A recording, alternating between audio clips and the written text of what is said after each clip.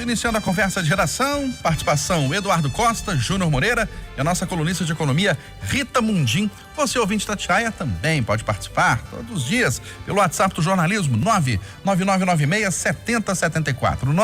99996-7074. Você manda pra gente a sua mensagem em texto. Não se esqueça de colocar o seu nome, o bairro ou a cidade de onde você está falando. Olha, com o colapso no sistema de saúde, efeitos da superlotação são sentidos pelos profissionais da saúde que estão na linha de frente do combate ao coronavírus no Brasil. Júnior Moreira, bom dia mais uma vez. Bom dia para você, Eustáquio, para todo mundo que acompanha a conversa de redação. Eustáquio, é uma pesquisa que meio que confirma o que a gente já sabe, né? E o que os médicos comentam com a gente, nós que lidamos com eles diariamente. Por exemplo, hoje o doutor Estevão Urbano esteve no Jornal da Itatiaia falando sobre o assunto. Todo mundo que conversa com os médicos, e a gente conversa muito em off com eles, né? A gente nota essa situação há muito tempo. Quem tem um parente na área de saúde, uma técnica de enfermagem, um enfermeiro, uma enfermeira, um médico, enfim, alguém que trabalha no hospital também sabe dessa exaustão que os profissionais estão vivendo, né? Um ano de pandemia, todo mundo trabalhando ali no limite. E o ser humano tem limites, né, gente? Não dá para ficar do jeito que a gente tá. Se essa pandemia se estender por mais um tempo ainda, eu não sei realmente como é que esses profissionais vão continuar atendendo bem as pessoas, né? Ou seja, eu respeito demais as pesquisas, mas essa pesquisa só vem para confirmar tudo que nós já sabemos, que a situação é muito difícil na economia, na saúde, para os profissionais, para os comerciantes, enfim. É uma situação que eu nunca imaginei viver nesse ano de 2021. Acreditava tanto que a situação ia dar uma maneirada, né? Mas está cada dia mais difícil. E pelas falas do doutor Estevão Urbano hoje no Jornal da Itatiaia, Eustáquio, você e a Aline, a gente ainda fica ainda mais temeroso, né? Ainda mais pessimista com tudo que pode vir por aí. Ô Eduardo Costa, é excesso de trabalho ou falta de profissionais que provoca esse cansaço excessivo, hein? Bom dia, ótima semana. Para nós, ótima semana para todo mundo, bom dia para todo mundo. Eustáquio, é um misto de tudo, né? Imagina, um ano, filho, você trabalhando sob pressão, 24 horas. Eu considero que o que os profissionais da saúde estão vivendo são aquelas coberturas que a gente tem quando tem uma eleição, por exemplo, que a gente vira à noite, quando tem um grande acidente. Eles estão fazendo isso há um ano, sem férias, sem folga, muitos deles. Não, é pesado, porque tem a exaustão física e sobretudo a mental, é terrível. O ambiente não é dos mais agradáveis, é uma pressão danada. Agora, falta também profissionais, né? Porque a gente não tem a previsibilidade, a gente não tem a preocupação que devia ter com a saúde em médio e longo prazo. Você tem isso, você tem os jovens que não têm juízo mesmo, os adultos que também não têm o sentido da responsabilidade social, as pessoas que não se seguram. E elas estão escutando. O secretário de Saúde do Estado disse sexta na Itatiaia, que nós vamos ter 2, 4 ou 6 semanas de mortes e de descontrole. E, inclusive, ele não conseguiu garantir que não vamos ter falta de oxigênio, que não vamos ter falta de tubo para entubar as pessoas. É um negócio muito, muito sério. Mas parece que a gente não está levando. A fiscalização tão prometida pelas autoridades é aquela história que os comerciantes falam, e é verdade. Cada vez mais a gente constata que ela é muito restrita pelo do contorno, entendeu? Para impactar. Mas também não tem fiscalização que dê conta, não. Tem padre abrindo a igreja católica, apesar de o bispo pedir para não fazer isso. Então, tudo muito difícil, Eustáquio. E as pessoas parecem não se dar conta que nós estamos vivendo o pior momento e que, se Deus quiser, isso tende a melhorar. Pela quantidade de gente que eu estou vendo com Covid. Você, seguramente, o Júnior, todo mundo. Pelo fato, quando consideramos juntos a imunização, ainda que temporária, dos que já tiveram, com os vacinados, eu quero acreditar que o pior não deve demorar a passar, não. Vamos acreditar e pôr fé. E para você, Rita Mundim, esse problema da exaustão dos profissionais de saúde é excesso de trabalho ou falta de profissionais, que aí acumula o serviço? Bom dia mais uma vez. É uma situação limite, né? Inusitada, que a gente nunca passou por ela. Nós estamos vivendo no limite, né? Dessa pandemia, no pior momento dela. Então, as duas coisas fazem parte. Primeiro, porque não conseguimos, e isso é histórico, né? O sistema de saúde, ele sempre trabalhou no limite. E com uma pandemia dessa, e com a qualidade que é necessária de formação de mão de obra, de médicos intensivistas, porque há necessidade, né, no pior estágio da doença, das UTIs. Então a gente não forma esses profissionais da noite para o dia. Como o SUS do Brasil, ele já vem... 8h43. Daqui a pouquinho a gente refaz o contato com a Rita Mundim aqui na conversa de redação. Bom, mais um fim de semana marcado por irregularidades contra a pandemia na região metropolitana de Belo Horizonte. E o prefeito Alexandre Calil, Eduardo, critica a aglomeração de fiéis na igreja de São Sebastião, no Barro Preto. Pois é, ué. O trem tá desse jeito, só quando você vê que o padre não cumpre o pedido do bispo e do prefeito, isso são sinais de tempos muito bicudos. Agora, eu quero chamar a atenção da população, para a população prestar atenção no comportamento das pessoas que têm o condão de ajudar a resolver, se não resolver. Você retira o executivo, né? Porque tanto o governo federal quanto os governos estaduais e os municípios estão ralando, cada um a seu modo, acertando, errando, mas estão ralando. Agora, pensa nas assembleias, pensa na nossa Assembleia Legislativa, que agora fez esse carnaval com a vacinação irregular lá na Secretaria de Saúde. Mas pensa fora disso o que ela tem contribuído. Pensa no Congresso Nacional. O sentimento que eu tenho, é de que as sessões das cortes, né, sejam elas tribunais de justiça, Superior Tribunal de Justiça, elas não se alteraram. Ao contrário, estão na maioria no remoto, né, sem ir ao fórum. Quando eu me imagino que deviam ter mais sessões para discutir os assuntos inerentes a essa questão.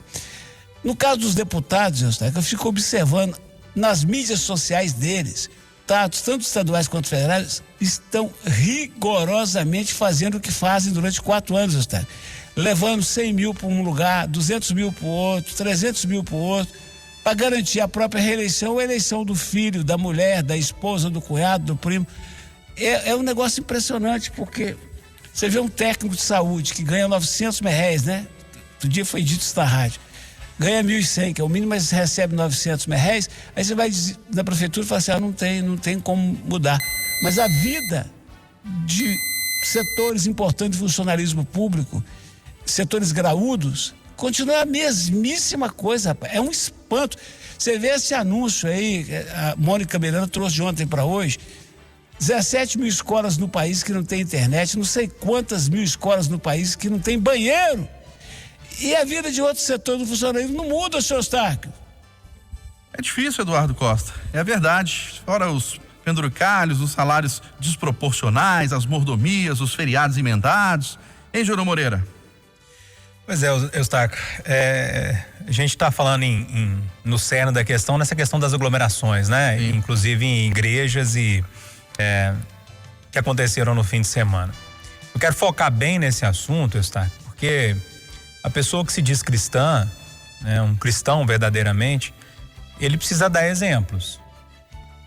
Acima de tudo, o cristão é aquele que segue regras, colocadas inclusive pelas autoridades. E aí você vê uma igreja católica acontecendo uma missa, enfim, uma celebração e tendo aglomeração. Inclusive esse foi o que motivou o tweet do prefeito Alexandre Calil. Agora pela manhã, eu acompanhando aqui a TV Globo, eles trouxeram também uma aglomeração em uma igreja evangélica, universal, ali na Silva Lobo, né? E por aí vai. Isso deve ter acontecido em outros lugares também que nós não tivemos acesso, né? Se nós, como cristãos, estou falando nós porque eu sou também, não conseguirmos dar pelo menos a nossa contribuição de não fazer aglomeração no momento desse, né? Quem que vai conseguir dar essa contribuição?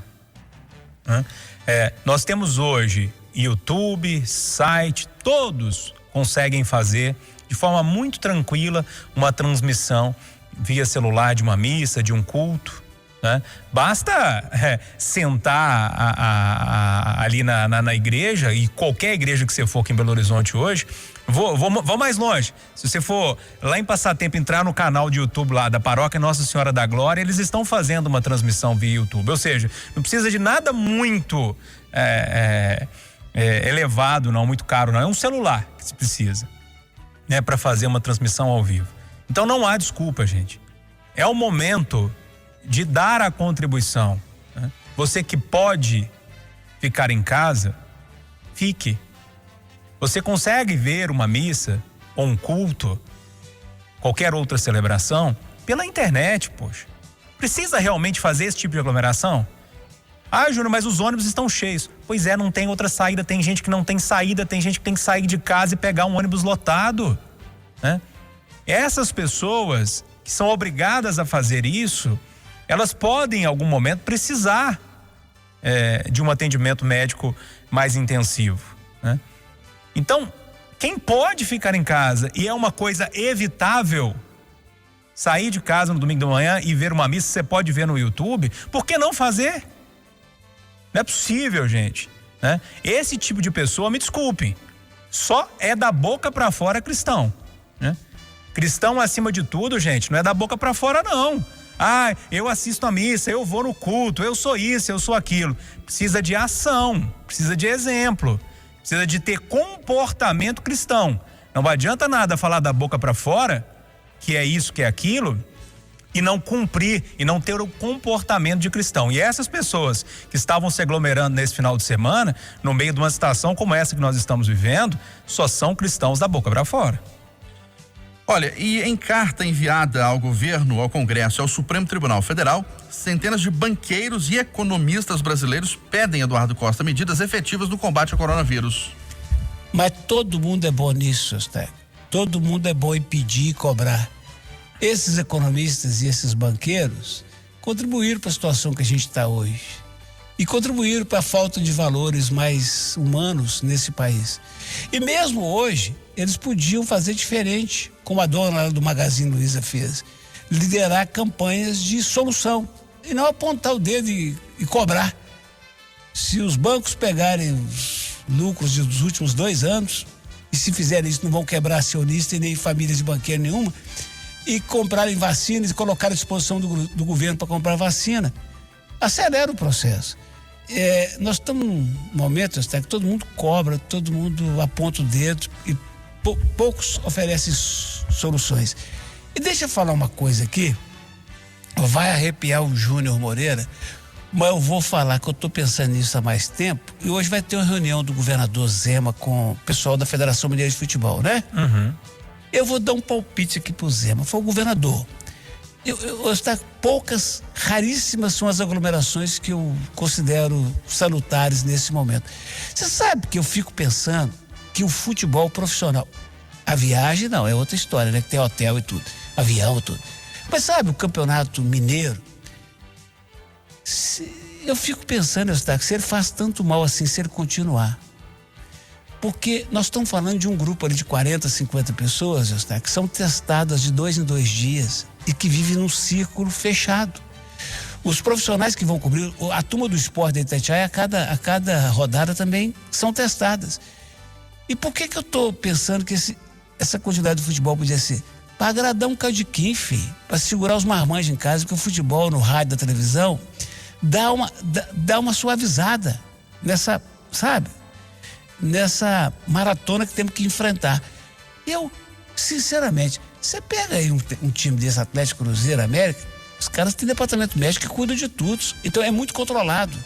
Não tendo torcida e com profissionais também testados, uma alegria isso, para a vida não ficar muito bodorrenta no sábado e no domingo, que fica muito parado, seu Estado. As mulheres estão reclamando que as novelas estão tudo repetidas. Os homens estão tudo reclamando que não tem futebol. O que está salvando a turma é o Pode Tudo, liderado pelo seu âncora, Júlio. Então, já que você deu a deixa, né? Todo domingo, depois do futebol, da Grande Resenha Esportiva, tem o nosso Pode Tudo, que é um programa que a gente tenta trazer um pouquinho mais de leveza. Eduardo, mas você falou que eu ia arrepiar, mas não sei. E de verdade eu não tenho opinião formada sobre o assunto. Eu vou e volto nessa questão do futebol. Tem hora que eu acho que o futebol quer viver numa bolha, muito separada e não é uma sociedade por completo, mas ao mesmo tempo os protocolos parecem funcionar em certa medida. Vamos esperar para ver o que vai dar essa reunião, né? Mas independentemente da solução que eles vão dar hoje, vai ser polêmico, né?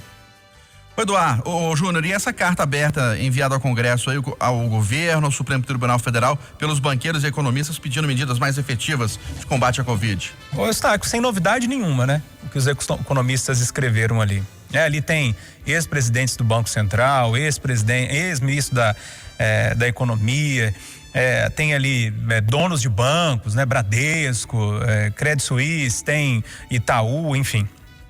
Tudo que eles estão falando agora, pelo menos eu venho falando aqui no Conversa de Redação há muito tempo, ou seja, essa dicotomia que colocaram entre saúde e economia, ela não existe, né? A economia não vai rodar enquanto não resolvermos o problema da saúde. E é basicamente isso que eles estão dizendo na carta, né? É só você ler na íntegra a carta, e é importante que as pessoas leiam, porque são mentes pensantes.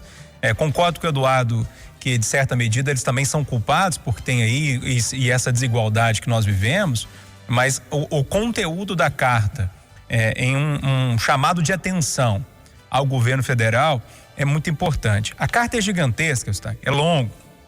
Mais uma vez, eu recomendo que as pessoas leiam. É importante a gente ir lá na fonte, ler com cuidado, tentar entender o que as pessoas querem dizer. Mas eles dizem, sem muito pestanejar, né, que o tratamento responsável do governo federal à pandemia e o enfrentamento é o grande problema. Eu separei um trechinho que eu vou ler para as pessoas, mas repito, é importante que vocês cheguem até lá e deem uma lida nessa carta.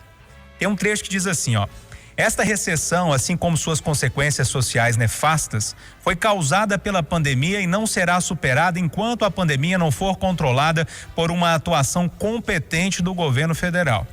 Este subutiliza ou utiliza mal os recursos que dispõe, inclusive por ignorar ou negligenciar a evidência científica no desenho das ações para lidar com a pandemia, né? É uma clara cutucada no governo federal para dizer o seguinte: olha, a situação está complicada e não adianta ficar negando.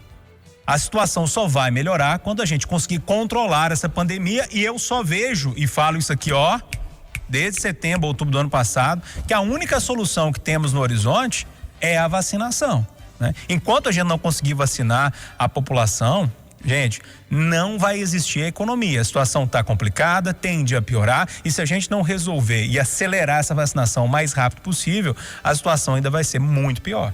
Eustáquio, sim. Você sabe que nós que não temos imposto pra gente criar e cobrar, nós que não somos governo, você tem que dosar muito a despesa e a receita, certo? Certíssimo. Assim é que eu fiquei um tempão para me arriscar com a tal da Netflix. Aí um dia eu criei coragem. E depois eu comecei a querer ver umas coisas na Globoplay. Falei, pô, mais uma prestação todo mês, né? Aí, nesse fim de semana, eu falei com as meninas assim, eu tô doido pra ver esse doutor Castor aí, que tá todo mundo comentando, eu queria ver. As meninas falaram assim, pô, pai, então vamos ver junto, vamos assinar e ver junto. Falei, mas tem que pagar todo mês? Tem.